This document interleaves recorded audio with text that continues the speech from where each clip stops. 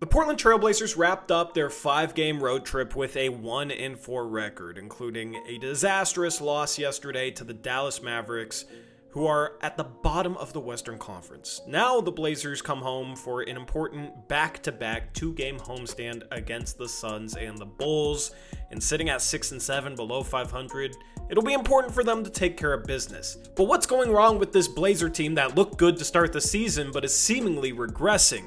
I'm going to get into what I think in today's video. If trading by the dunk, you gotta move. Young and still hustling like Scoop. Come and tap in, see what's new. Blazers Uprise on the crew.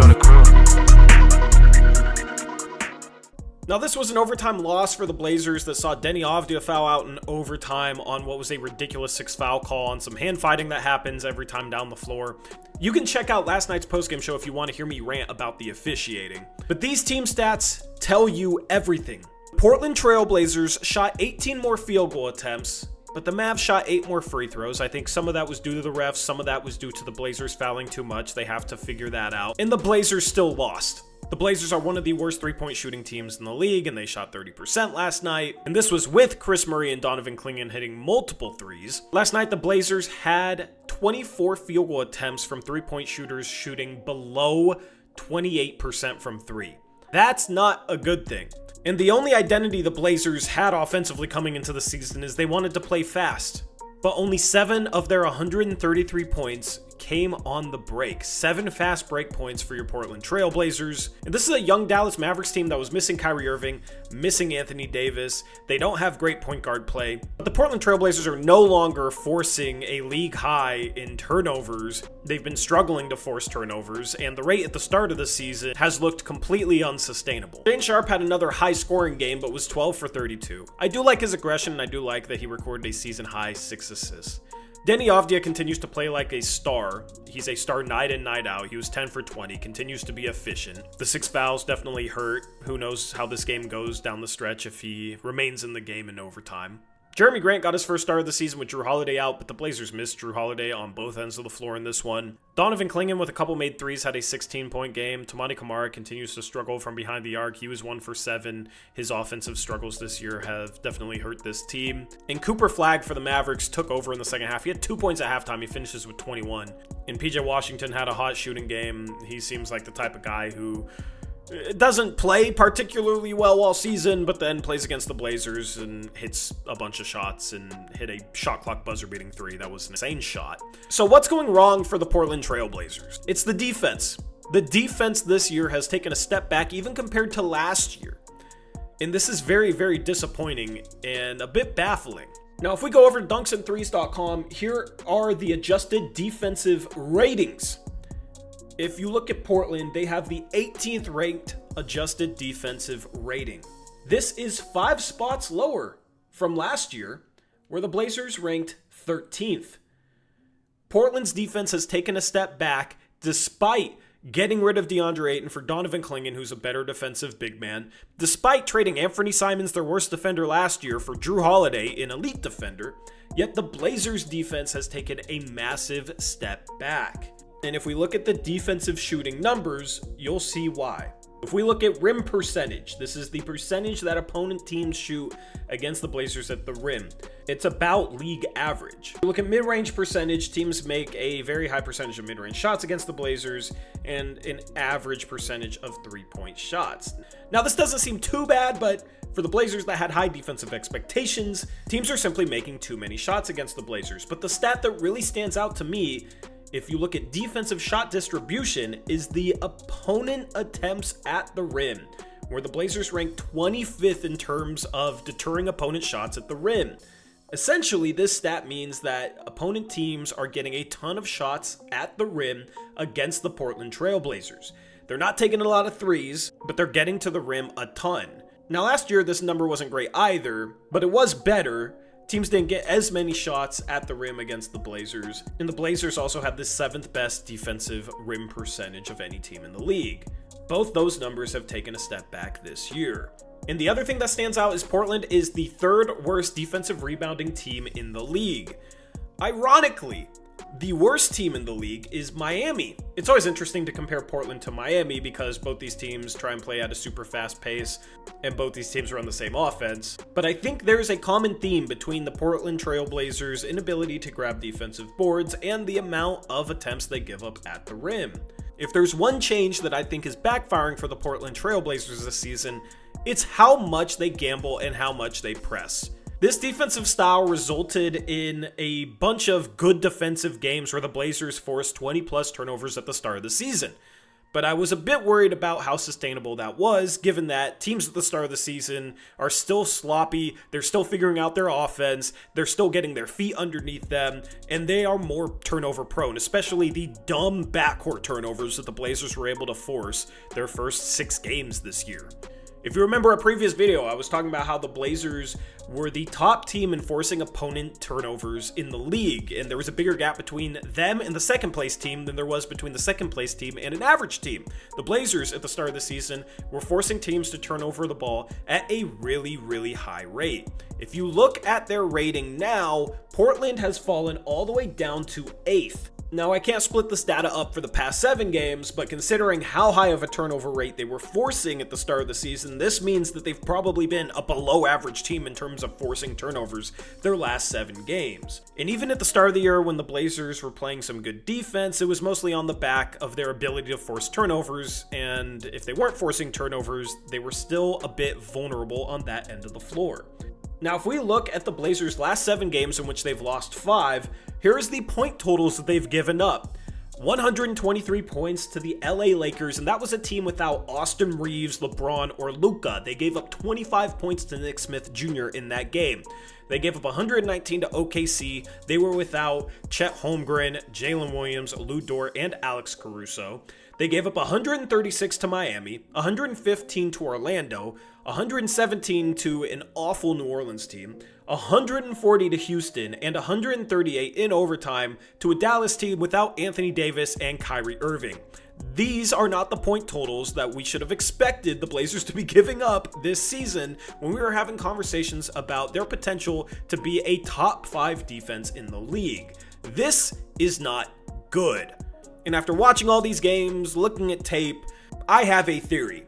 Much has been made about the Portland Trail Blazers playing the most aggressive defense in the NBA, pressing full court, and hounding opposing ball handlers. However, when that's not forcing turnovers, as it hasn't in the past 7 games, that style of play backfires. Teams have started preparing well for the press defense that the Portland Trail Blazers play, and when they have been able to beat the press, they've had numbers advantages that they've taken advantage of. This has resulted in some runs to the rim, as well as some wide open threes. However, even in the half court, the Blazers are playing too aggressive in my opinion. Opponents have the 4th highest free throw rate against the Blazers, meaning the Blazers are sending them to the line a ton and they're fouling a lot. And far too often I see players gambling in passing lanes or leaving their guy to go try and double the ball, but it doesn't really seem planned, so everybody else on the floor isn't ready to rotate behind that. Toumani Camara especially, I think, has been pressing up too much into the ball, trying to gamble for steals, trying to be physical. He's had some foul troubles this year, but what it's done, especially when Camara is doing it against quick guards, it gives opponent ball handlers a lane to drive to the rim.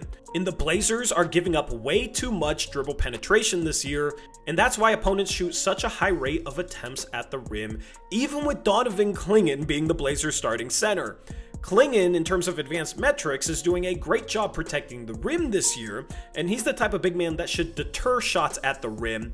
However, that is not taking place, and I think it's because teams are able to attack Portland in space when they beat the press, and then Portland struggling to keep opposing ball handlers in front because they're gambling in the passing lane when a ball is swung to that guy, or they're pressing up into the hip, trying to poke at the ball, trying to be physical, but leaving a driving lane to the rim.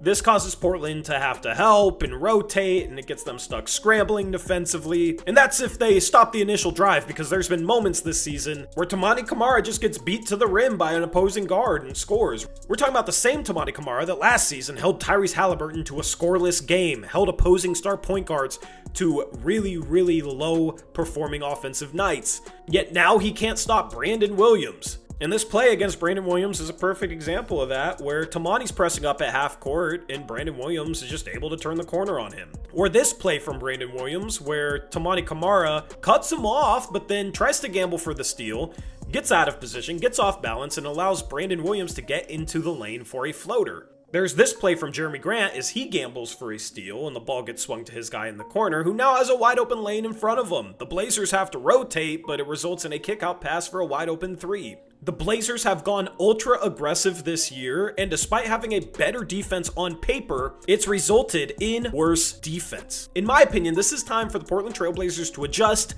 dial back the aggressiveness, and just focus on playing sound positional defense in the half court, because there's no excuse for them to be a below average defense. And this is really the only explanation for it. I do think Tamani might still be hurt a little bit. He dealt with a knee injury in the preseason, some knee soreness, and he does look a little slower laterally, but it's tough as a 6'7" forward against a quick guard to press into the ball at half court and not give up drives. The Blazers did this last year, of course, but I think they may have overdone it a bit too much this year. And I think at this point, they need a 10 to 15 game sample of them dialing back the aggressiveness, just trying to be more positionally sound and fundamental, and seeing if that results in a better 15 game stretch than the start of the season defensively. If they're the 7th, 8th best defense doing that, then the answer is pretty clear for the rest of the season what the Blazers' identity needs to be on the defensive side of the ball. They have great defensive players: Tamani Kamara, Jrue Holiday,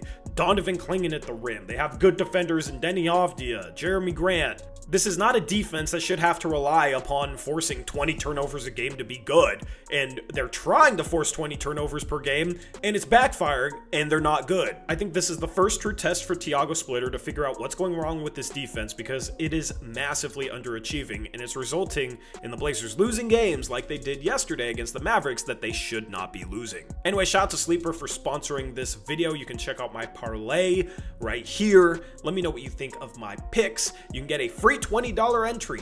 Honestly, I'd put together a parlay over on points with Sharp, over on points with Deni, because those guys are killing it, and especially if Jrue Holiday's missing, those guys are going to take a ton of shots.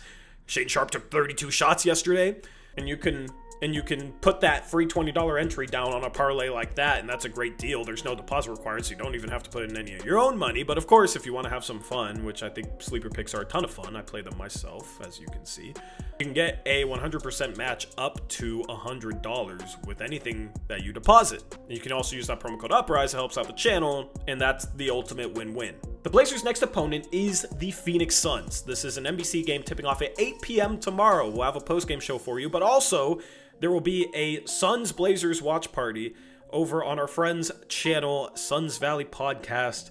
Me and Eric generally will hop over there. They do watch parties for every Suns game, and it's always fun to join their watch party for a Suns Blazer game.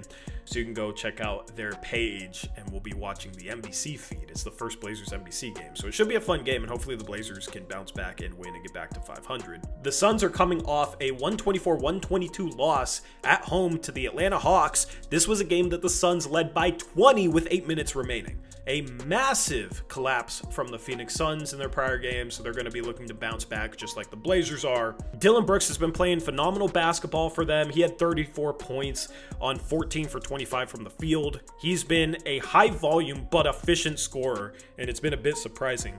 Devin Booker is a top 10 MVP candidate so far this season. He's been playing great basketball, and he's been leading the Suns to an 8-6 record, which maybe surprises people, but if you look at the Suns' schedule so far this year, it has been one of the easiest schedules in the league. 3 games against the Clippers, who have been playing awful. You got the Kings there. You got Memphis there. You got 2 games against the Jazz. You got New Orleans there. Dallas, they took care of business at Dallas, which the Blazers couldn't.